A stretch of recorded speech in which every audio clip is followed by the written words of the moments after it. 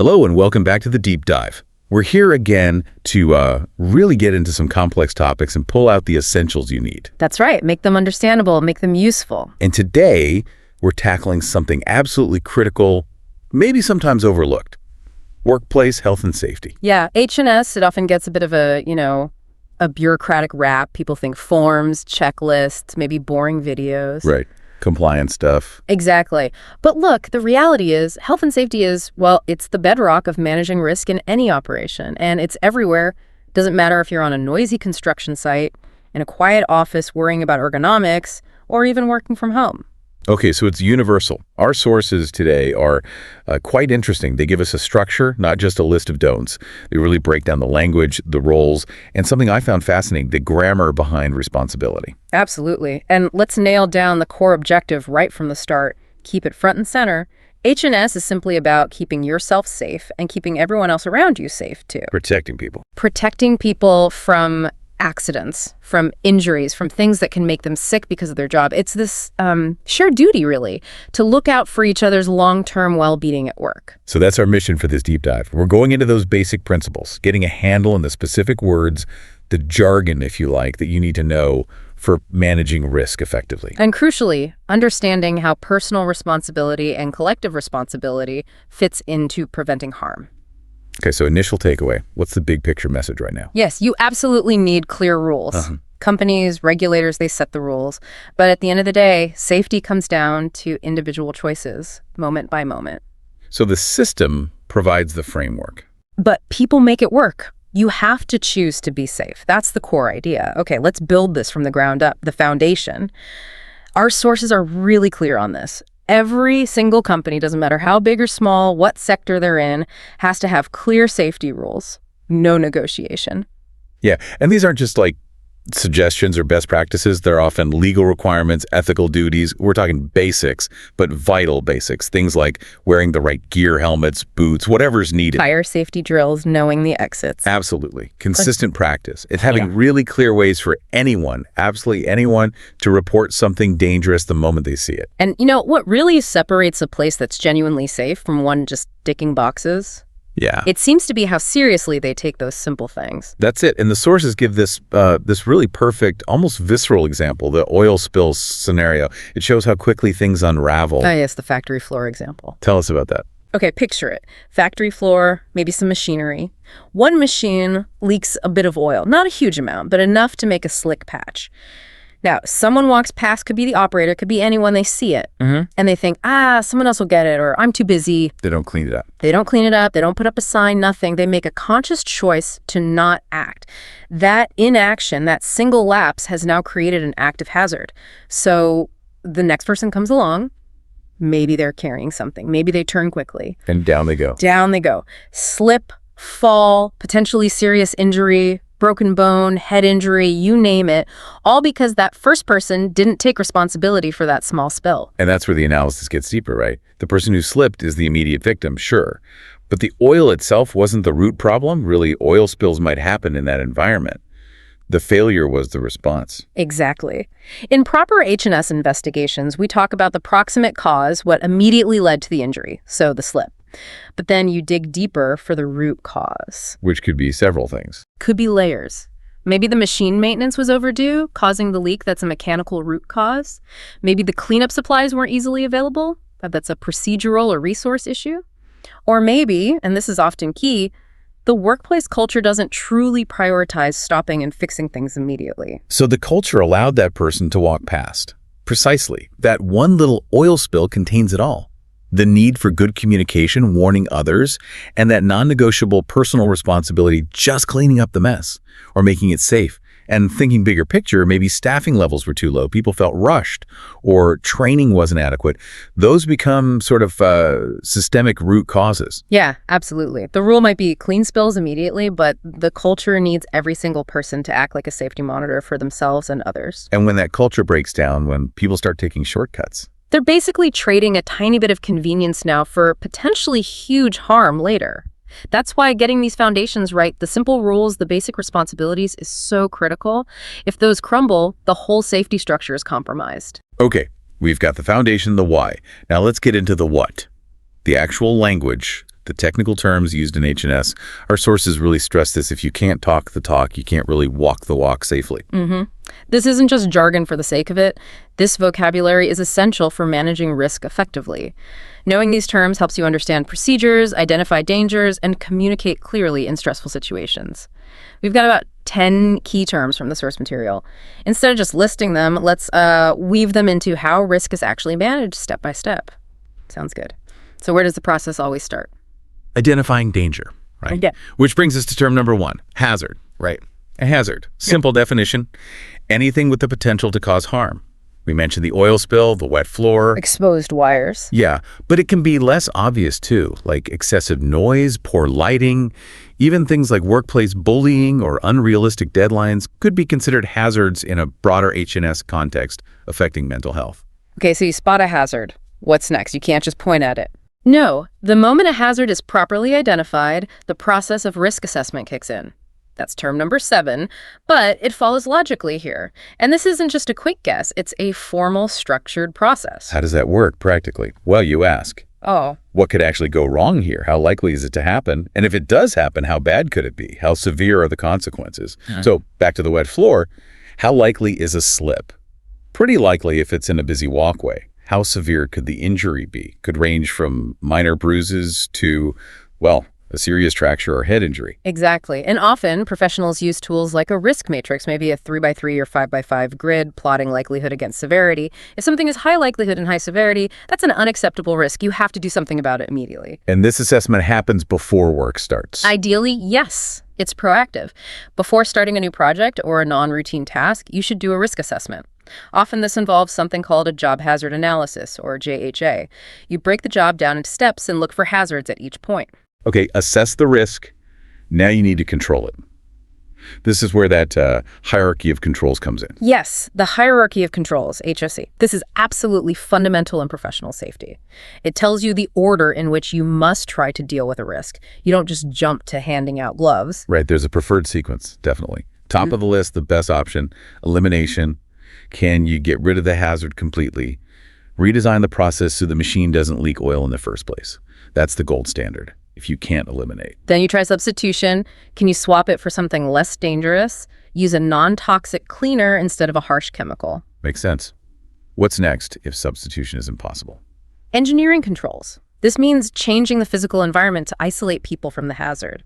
Putting guards on machinery, installing ventilation systems, putting up safety barriers. Okay, so elimination, substitution, engineering controls. Those are the top tiers. What comes after that? Only then do you move down to administrative controls. These are the rules, procedures, training, and signage. Things like safety checklists, limiting exposure time through job rotation, warning signs. And this includes our next term, safety regulations, term 8. Ah, the official rules. Exactly. These are the formal rules often set by government bodies like OSHA in the US or the HSE in the UK, or they can be specific company policies. Compliance here isn't optional. These rules reflect the outcomes of risk assessments and the required administrative controls. They must be followed strictly. And right at the bottom of this hierarchy, the last resort, the last line of defense, personal protective equipment, or PPE. And this brings us to a really important distinction the sources make, one that professionals need to be clear on. The difference between safety equipment, term 2, and protective clothing, term 6. Okay, they sound similar. What's the key difference? Well, safety equipment usually refers to the more robust items designed to protect against significant impacts or hazards to vital areas. Think hard hats, steel-toe boots, safety harnesses for working at height, maybe safety glasses. Often these are mandatory just to enter a certain area. They provide a sort of general baseline protection. Got it. So what's protective clothing then? Protective clothing is typically more task-specific. It acts as a barrier against particular threats. Chemicals, heat, biological agents. Think chemical-resistant gloves, high-visibility vests so you can be seen, respirators for dust or fumes, aprons for handling specific materials. And why does this distinction matter so much? It matters for selection, for training, and for compliance. Protective clothing often needs to meet very specific standards for the exact task, like ensuring gloves are resistant to the specific chemical being used, or that a respirator has the right filter and has been properly fit-tested to the individual's face. You can't just grab any old glove or mask. Safety equipment is more general. Protective clothing is often highly specialized. Okay, that clarifies things. Now, what about when things do go wrong? When controls fail, we shift to emergency response. Right. And a key part of being ready is practice. That brings us to fire drills, term 4. The sources mention doing them monthly. Why so often? Muscle memory. Exactly. It's about stress inoculation. In a real fire, panic sets in, thinking gets foggy. You need to be able to react almost instinctively, follow the practiced escape route without having to think too hard. Regular drills build that reflex. And central to that drill is a clear escape route. Yeah. The emergency exit, term 5. Absolutely vital. The designated way out in a crisis. And the absolute #1 rule, stressed everywhere, do not block emergency exits. Ever. A blocked exit instantly ramps up the risk profile of any emergency. It's a critical failure of administrative control. Okay, so despite all this, an injury happens. What's the very first response? First aid, term 3. Immediate, on-the-spot help for an injury. Keeping it clean, stopping bleeding, stabilizing things until professional medical help can arrive. In many workplaces, you'll have designated first aiders, people with formal training supervisors, the H&S officer maybe, who are certified to provide this initial care. Right, and after the immediate medical side is handled. Then comes the paperwork, the documentation, the accident report, term 9. This is crucial. It's filled out usually by a supervisor or the H&S person after the incident is stabilized. And importantly, it's not primarily about blaming the injured person. It's about finding out why it happened. Precisely. It's data collection for the root cause analysis we talked about. What went wrong? Which control failed? How can we prevent this exact thing or something similar from happening again? The report is the starting point for learning and improving. And overseeing this whole cycle. From identifying hazards, assessing risks, implementing controls, training, drills, responding to incidents, analyzing reports, there's usually one person responsible. Yes. The Health and Safety Officer, term 10. This is their dedicated role. They're responsible for checking that standards are being met, that procedures are followed, often doing regular inspections, maybe weekly, as the source suggests. They're the ones trying to ensure the whole system stays robust and doesn't slip due to complacency or neglect. Wow. Okay, so those 10 terms, they're not just a list. They really map out a continuous loop, don't they? Identify the hazard, assess the risk, apply the right controls from the hierarchy, use the right equipment and clothing, practice emergency procedures, provide first aid, file the accident report for analysis, all overseen by the H&S officer. That's the architecture. That's professional safety management in a nutshell. It's a dynamic, ongoing process. Okay, so we've got the system, the procedures, the vocabulary. Now let's shift focus a bit from the organization's rules to the individual's role and how language itself shapes that. This part, looking at reflexive pronouns, myself, yourself, ourselves, it's fascinating. It's not just grammar. It's about how we actually define who is responsible for what in safety terms. Yeah, I found this angle really thought-provoking too, because it automatically puts the focus on personal action, on agency. These pronouns, myself, yourself, himself, herself, itself, ourselves, yourselves, themselves, they do two key things in English, and both are really relevant to H&S culture. So the first one, the most direct one, is when the person doing the action is also the person receiving the action, like, I cut myself, or the worker burned himself. In a safety context, that structure immediately points to the individual as both the agent and the recipient of the harm. It draws a direct line between action and consequence for that person. Exactly. It's central to how we talk about self-care, about taking personal precautions. And the second function, you mentioned emphasis. Yeah, it's about emphasizing that someone did something alone, without help. Like, she taught herself how to use the new safety software, or the maintenance team fixed the guardrail themselves. In H&S, this often highlights initiative, proactive behavior, taking ownership without needing to be told. Okay, let's see how this plays out in real workplace instructions. You wouldn't typically hear a supervisor say, the company policy is designed to protect you. It's more direct, isn't it? Much more direct. The standard instruction uses the reflexive pronoun. Always protect yourself when using this machinery, or make sure you look after yourself. See how it shifts the immediate responsibility. The subject, you, is also the primary object needing protection in that moment. It's a command for self-preservation. And it extends to the group, too. Definitely. Think about a team briefing. We need to protect ourselves from these fumes. Using ourselves creates a sense of shared responsibility, a collective contract. It's not just me, it's us. We're all in this together, responsible for the group's safety. But here's where it gets tricky, maybe. If the language constantly links accidents back to the individual, she injured herself, he electrocuted himself, does that risk creating a blame culture? You've hit on a critical point. That's the inherent tension. Because if people are afraid they'll be blamed for hurting themselves, they might not report it, right? Especially if it was maybe a minor injury or worse, a near miss, something that could have caused injury but didn't. Precisely. And that's disastrous for a safety culture. You need people to report near misses. They are free lessons. They show you where the system is weak before someone actually gets hurt. So yes, the grammar naturally points to the individual when they hurt themselves. But the organizational culture has to counteract the blame aspect. So how do organizations manage that? Use the language of responsibility, but avoid the culture of blame. It's about balance and clarity. You use the reflexive pronoun to emphasize proactive responsibility. They taught themselves the new procedure. Make sure you protect yourself. That reinforces good habits. But when an incident does happen, the focus of the accident report, term 9, and the investigation absolutely must be on finding the systemic failure, the root cause, not on blaming the individual. So the language acknowledges the individual action, but the investigation looks broader. Exactly.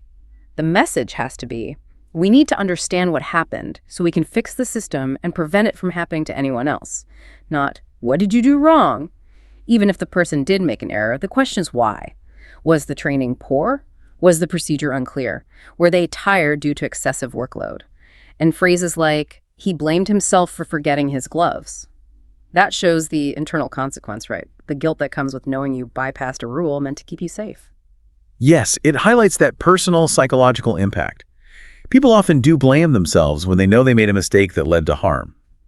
The organization's role is to acknowledge that human element, but channel the focus towards systemic improvement, not just individual error.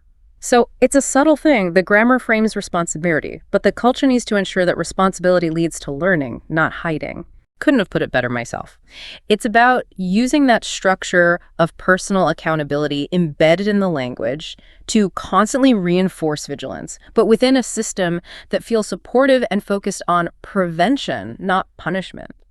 Okay, we've got the knowledge, the terms, the idea of accountability.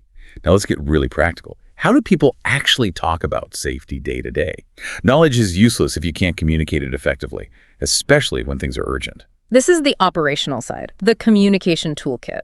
Our sources break this down into 4 key scenarios where specific ways of speaking are crucial for safety. Right, let's take scenario 1.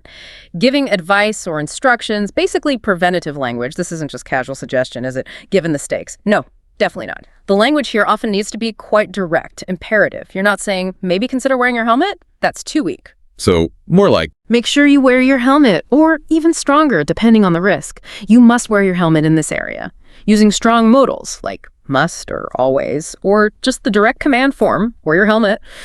It removes ambiguity. Always follow the safety guidelines. It's clear, it's expected. and warnings too. If you see someone about to do something dangerous. Immediate, clear, negative command. Stop. Don't touch that wire. It's live. Get back from the edge. There's no time for politeness or hedging when immediate danger is present. The goal is to stop the unsafe action instantly. Clarity equals safety here. Ambiguity equals risk. Okay, so that's giving instructions. Scenario 2 is the opposite. Asking about safety. Being proactive, gathering information. Yes, the smart worker doesn't just assume things are safe. They ask questions before they start. Critical questions. Like what kind of question? Right. Is this area confirmed safe to enter? Are there any new hazards reported today? What specific PPE is required for this task? Maybe handling a new chemical. And also practical things. Where's the nearest first aid kit? Who is the designated first aider on this shift? If I see a potential hazard, who exactly do I report it to? So, clarifying rules, finding resources, knowing the reporting chain. Exactly. If you don't know who the H&S officer is or what the site-specific rules are, you're already operating with incomplete information, which is a risk in itself. Asking these questions is part of your personal responsibility, a part of ensuring those administrative controls are actually working for you. Makes sense. Now, scenario 3, reporting problems. This is when you see something wrong and need to flag it. Urgency and clarity seem key here. Absolutely. The report needs to be concise, factual, and trigger the right response quickly. We can sort of categorize the types of reports based on the hazard. Okay, how so? Well, for something like that oil spill, an environmental or fluid hazard, it's simple, factual. There's an oil spill on the floor by machine number 5. Location, hazard, done. If it's equipment failure, compromising engineering controls, the safety guard on the press isn't working correctly, or the fire alarm panel is showing a fault. Again, specific, factual. What about access issues? like the blocked exit. That needs immediate escalation. The emergency exit on the west side is blocked by pallets. This report signals a major breach of safety protocol and requires an urgent fix because it impacts everyone's escape route. And for really severe, immediate dangers, like a suspected gas leak or a major chemical spill, the report becomes an immediate warning and instruction. I smell gas strongly in the warehouse. Everyone needs to evacuate now. Yeah. Or major chemical spill in Lab 3, initiate emergency lockdown procedures. The language matches the severity and dictates the required action. Okay, critical stuff. And finally, scenario 4, responding to safety issues. This is from the other side, the supervisor or H&S officer receiving the report. How should they respond professionally? There's a sequence here that's really important for maintaining trust and control. It requires staying calm, even if the report is alarming. What's the first step? First, acknowledge the reporter. Validate their action. Thank you for reporting that immediately. Good spot. This encourages people to keep reporting things in the future, shows you value their vigilance. Okay, acknowledge then. Second, control the situation, secure the area, manage any panic. Okay, everyone stay calm. Please move away from that area. Give clear, simple instructions to contain the immediate risk. And the last step. Define the action being taken and close the loop. Right, I'm calling maintenance immediately to get that fixed. Or, we're initiating the spill cleanup procedure now. I'll also document this in an incident report. This shows you're taking charge, action is happening, and the formal process is being followed. It turns potential chaos into a managed response. So acknowledge, control, act. Yeah. That sequence is key. It really is. This whole toolkit, giving advice, asking questions, reporting problems, responding correctly, it shows that effective H&S isn't just about knowing rules, it's about mastering the communication needed to make those rules work in practice. Right, let's bring all this together now. Theory is one thing, but how does it look in action? Our sources include a practice scenario, someone cuts their hand in a small factory. Let's analyze that response. Yeah, this is where the rubber meets the road. An injury happens. Someone nearby needs to step up. Their communication needs to shift. Instantly be calm, but instructive, empathetic, but focused on the necessary actions. So the colleague sees the cut. What's the first thing they should say or do based on what we've discussed? First, show concern, check the severity. Oh no, okay, let me see that cut. Then immediately shift into first aid mode, giving clear instructions. Okay, don't panic. Sit down right here. Keep your hand raised up above your heart. Taking control, applying basic first aid principles. Exactly. Applying pressure if needed, getting the first aid kit. Let's get this cleaned and bandaged. Try not to move it too much. It's about stabilizing the person and the injury first. Care plus competence. And only after that initial care does the reporting part come in. Yes. Yes. Once the immediate situation is under control, okay, now that's bandaged. I'm going to call the supervisor straight away and make sure we get an accident report filled out. So the communication shows empathy, demonstrates practical first aid knowledge, and crucially, initiates that formal reporting process we talked about. Okay, so that's the immediate responder. Now, the supervisor arrives. Their role changes things, right? They need to manage the situation, but also think about the wider team and the safety culture. Absolutely. The supervisor needs to ensure the injured person gets appropriate follow-up care, but then they have a leadership responsibility. They need to use this incident, unfortunately, as a teachable moment to reinforce safety standards for everyone else. How do they do that effectively? Well, they issue clear mandates that link back to why this might have happened, reinforcing the rules. Mandate 1 might be about PPE, tying back to term 2, safety equipment. Everyone, just a reminder, please make absolutely sure you're wearing your cut-resistant gloves and safety glasses whenever you're operating this equipment. No exceptions. End quote. Reinforcing that last line of defense. What else? Mandate 2 could address the work environment, linking back to hazards and cleanup like our oil spill. And remember, keep your workstations clear. If you see any debris, any spills, any potential trip hazards, deal with it immediately or report it if you can't handle it safely yourself, emphasizing immediate hazard mitigation. And the third mandate, probably about reporting, exactly, reinforcing the reporting chain, scenario 3 in term 10. And finally, if you see anything you think might be a hazard, even if it seems small, even if it's just a near miss, report it straight away to me or directly to the health and safety officer. We need to know about these things before someone gets hurt. So, reinforcing PPE use, immediate hazard control, and the formal reporting protocol. Yes. That sequence, dealing with the immediate injury, then using the incident to clearly, calmly, and professionally reinforce the rules and procedures for everyone, that's effective safety, leadership, and action. It shows the system works, from first response right through to learning and prevention. Hesitation or unclear communication at any stage undermines the whole process. It really highlights how crucial that clear, polite, but firm professional communication is. It literally closes the loop from incident back to prevention. Couldn't agree more. It's not just good communication skills. In H&S, it's a fundamental part of the system that keeps people safe. Good leadership communicates safety clearly and investigates failures thoroughly, always with the aim of preventing recurrence, not assigning blame. Hashtag tag outro. Wow, okay. We have really covered a lot of ground today. We started with the basic idea of health and safety, the why, and then dove deep into the specifics. Yeah, a quick recap.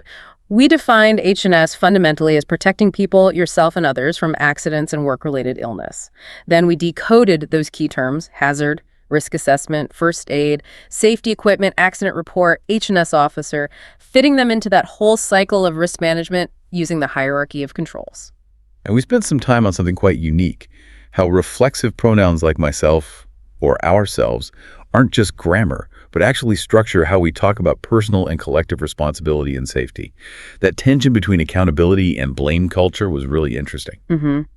And then we got very practical with the communication toolkit, the exact phrases and approaches for giving safety advice, asking the right questions, reporting problems clearly and urgently, and how supervisors should respond professionally to keep things calm and ensure follow-up. So here's the final thought, the thing to maybe mull over. H&S can sound dry, procedural, like we said at the start, box ticking. But when you dig into it, like we have today, it's anything but dry. The sources remind us, and it's a stark reminder, that thousands upon thousands of people get injured, sometimes severely, sometimes fatally, every single year. And often, it's not from some massive, unavoidable disaster. it's the small stuff. It's the small stuff: complacency creeping in, rushing a procedure just once, a failure to communicate a hazard clearly, a blocked fire exit because someone couldn't be bothered to move something. These seemingly minor lapses have huge consequences. So H&S isn't just a part of work. You could argue it's the most important part, because it's about ensuring people go home safe and healthy every single day. It's about fundamental respect for human life and well-being. That puts a very different perspective on it. Yeah. The cost of getting it wrong, human cost, financial cost, organizational cost, is just immense.